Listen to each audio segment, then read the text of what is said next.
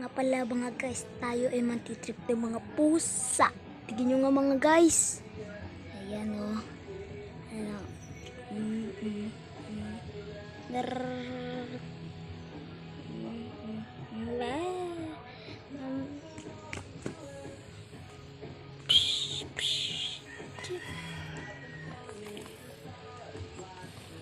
Tignan nyo nga mga guys.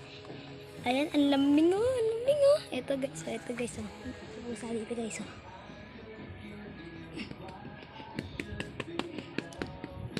Ay, walang pake. Pati data yun guys. Ito yun guys o. Guys o, yan. Ito guys o, may aso dito guys o. Gising. Guys, ito yung bahay namin guys. Napakakalat. Para naman kayo ay mag-subscribe na kayo guys please para makatulong sa bahay namin.